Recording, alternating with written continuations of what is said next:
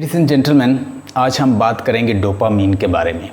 Dopamine हमारे brain के अंदर एक न्यूरोकेमिकल है और ये न्यूरोकेमिकल रिलीज़ होता है हमारे ब्रेन के अंदर और हम हैप्पी प्लेजर्स फील करते हैं। मोस्टली जब हम कोई ड्रग, फूड और सेक्स और कोई ऐसी खुराक लेते हैं that we take it and we feel pleasures. So it is due to the dopamines. Dopamine, you can say it helps like that you are given two options. अगर आपको दो ऑप्शन दी जाएं कि आपने अपनी फेवरेट गेम खेलनी है और 2 घंटे पढ़ना है, तो आई एम 100% श्योर कि आप में से 99% लोग क्या करेंगे कि वो अपनी फेवरेट गेम खेलना पसंद करेंगे। या मैं आपको ये कहता हूँ कि आप अपना फेवरेट काम करेंगे एक साइड पे और एक साइड पे आपने 2 आवर एक बोरिंग एक्टिविटी करनी है, तो डेफिनेटली आप बोरिंग एक्टिविटी को नहीं करेंगे और आप अपना फेवरेट काम करोगे। तो ऐसी चीज़ जिसमें डोपामीन माइंड से रिलीज़ होते हैं और आप इस काम को बार बार करते हो, ये डोपामीन की वजह से करते हैं। डोपामीन एक न्यूरोकेमिकल है और ये न्यूरोकेमिकल हमारे ब्रेन के अंदर रिलीज़ होता है और मोस्टली जिस चीज़ के हम एडिक्टेड होते हैं उसमें भी डोपामीन हमारी हेल्प करता है। डोपामीन के बगैर आप किसी एडिक्शन को फॉर्म नहीं कर सकते। मतलब whatever you doing again and again, it is all due to the dopamine. So dopamine आपको आपकी फेवरेट गेम की वजह से मिल सकता है, डोपामीन आपके फेवरेट टास्क की वजह से मिलता है और रिवार्ड सिस्टम को कंट्रोल करता है। मिसाल के तौर पर आप खाना खाते हैं तो आपको भूख लगती है, तो आप एक स्पेसिफिक टाइम पे खाना खाते हैं और खाना खाने के बाद आप प्लेजर फील करते हैं, कंटेंटेड और सुकून आपको होता है। तो जो आपका ये सारा प्रोसेस है ये भी डोपामीन की वजह से कंट्रोल होता है। Dopamine it takes you to this level that you take diet, आप डाइट लेते हो, आप खाना खाते हो, जैसे ही आप उसको डाइट को लेते हो तो आपका माइंड उसमें प्लेजर और कंटेंटेड फील करता है और फिर आप उस काम को बार बार करते हो। जिस काम को आप बार बार कर रहे हो, it is all due to the dopamine. Dopamine in fact हमारे ब्रेन के अंदर बिलियन न्यूरॉन्स होते हैं। I have already told you we got 100 billion neurons in our brains. हमारे ब्रेन के अंदर 100 बिलियन न्यूरॉन्स हैं और एक सेल का, एक न्यूरॉन का दूसरे न्यूरॉन के साथ कनेक्शन होता है थ्रू सिनेप्सिस। यानी एक न्यूरॉन है और दूसरा न्यूरॉन है हमारे पास, उन दोनों न्यूरॉन के दरमियान जो कनेक्शन है वो होते हैं connection through synapses. Synapses mean I can give you example कि एक साइड से एक ट्रेन आ रही है और दूसरी साइड से भी एक ट्रेन आ रही है, ठीक है। ये दोनों ट्रेन अगर एक दूसरे के बिल्कुल साथ टच हो जाएं तो इनको रास्ता नहीं मिलेगा। इधर से आ रही है और उधर से आ रही है और इन दोनों के दरमियान सिनेप्सिस हैं जो कि कनेक्शन है।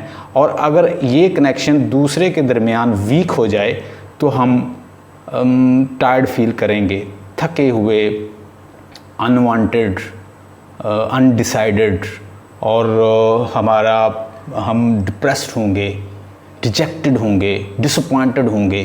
तो this is all due to these impairment. अगर इन दोनों के दरमियान कनेक्शन, ये एक न्यूरॉन है और एक ये न्यूरॉन है, और मैंने आपको एक दिन बताया था कि एक न्यूरॉन की जो कैपेसिटी है वो ऑलमोस्ट 80 GB है। मतलब ये दोनों अगर एक दूसरे के साथ मिल रहे हैं तो इसके सेंटर में कनेक्शन है सिनेप्सिस जिन्होंने इनको जोड़ रखा है। ये इधर से केमिकल रिलीज़ होते हैं, इधर से। अगर ये बैलेंस्ड वे से रिलीज़ हो रहे हैं दोनों में और कनेक्शन बिल्कुल बहाल है और कनेक्टेड हैं, उन न्यूरॉन्स के दरमियान कनेक्शन एक वेल बैलेंस्ड है, अच्छा है और एक लेवल पे है, due to dopamine and due to your well connection, you will feel contented, happy और you want to do something, you will be energetic। तो अगर ये सारी चीज़ें नहीं हैं तो आप थकावट फील करोगे, आपका सर भी दर्द कर सकता है, आप डिप्रेस भी हो सकते हैं, आपका मूड लो हो सकता है, आपका काम करने को मन नहीं करेगा।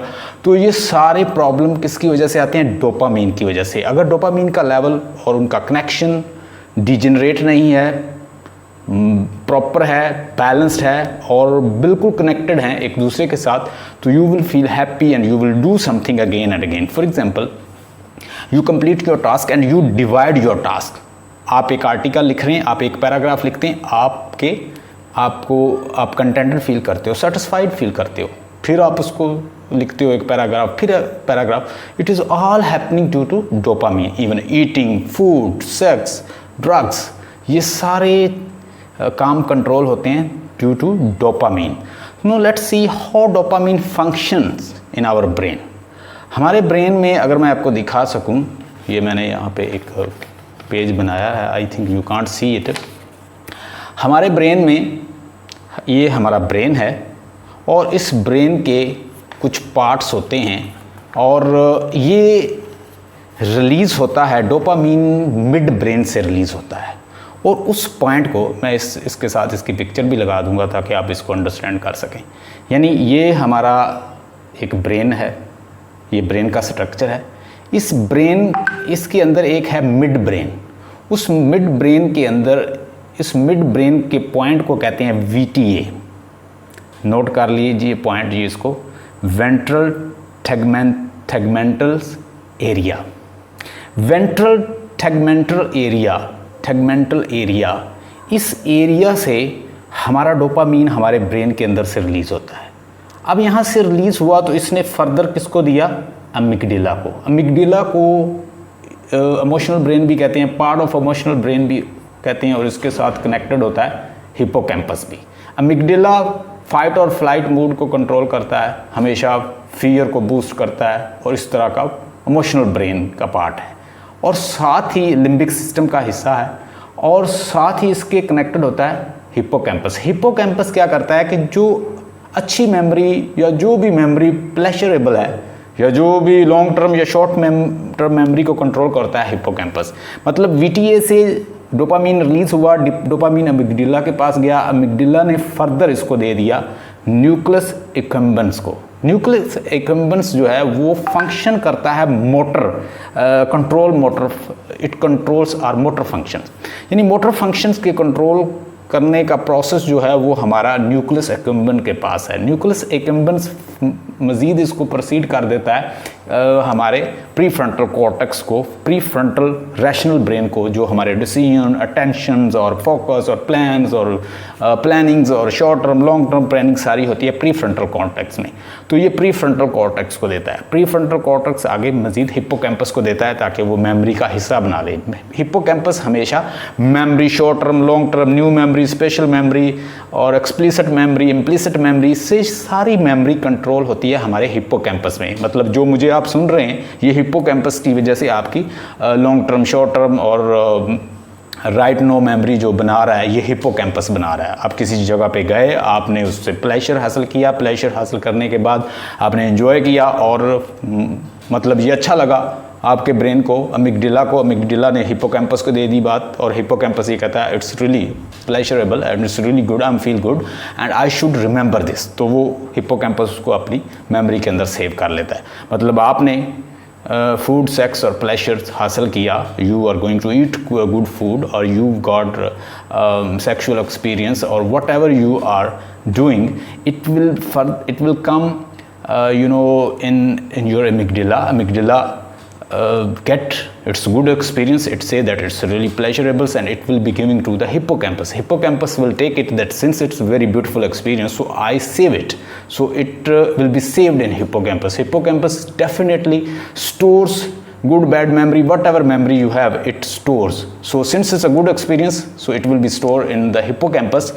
पहले अमिगडाला में आया, अमिगडाला ने आगे फर्दर हिप्पोकैम्पस को दे दिया, वहाँ पे वो एक्सपीरियंस स्टोर हो गया। जो भी है, फूड है, सेक्स है या प्लेजर है किसी किस्म का या कोई जॉब है, whatever you are doing या टास्क है, गेम है, जो भी आप कर रहे हो या कुछ खाना खा रहे हो या कोई एक्सपीरियंस कर रहे हो, that will be store in the hippocampus and hippocampus further it further goes to the nucleus accumbens and which is the motor function which controls the motor functions। और ये कहता है ये nucleus accumbens ये कहता है कि I should do it again and again, since it control it will say that since it's a good experience I will do it again and further it goes to the prefrontal cortex which is our rational brains, and rational brain then decide what to do।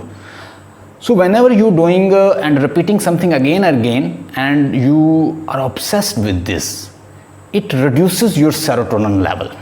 जब अब dopamine की मिकदार बहुत ज़्यादा हो जाती है तो ये आपके सेरोटोनिन लेवल को रिड्यूस कर देता है। सेरोटोनिन भी एक न्यूरोकेमिकल होता है और ब्रेन के अंदर ये अगर बैलेंस और मुनासिब रहे और ठीक इसकी मिकदार रहे तो you feel contented, satisfied and happy. So serotonin is also necessary, but if you've got low level of serotonin, it cause you OCD, obsessive compulsive disorder. तो सेरोटोनिन भी हमारी हेल्प करता है कि ये इसकी मिकदार, ये केमिकल एक मुनासिब, एक बैलेंस्ड वे से रिलीज़ हो. अगर इसका लेवल लो होता है तो ये हमें OCD में ले जाता है. Since we are taking dopamine again and again and we are addicted and we are having excessive dopamine, so dopamine further causes us reduction in serotonin. It reduces the serotonin. So serotonin का level जब reduce होता है तो it leads us towards OCD. OCD stands for obsessive compulsive disorder. People who are doing something again and again through OCD, obsessive compulsive disorder, because they have low level of serotonin. जब dopamine की मिकदार increase होती है तो serotonin का level low होता है. Due to low serotonin level, it causes us OCD.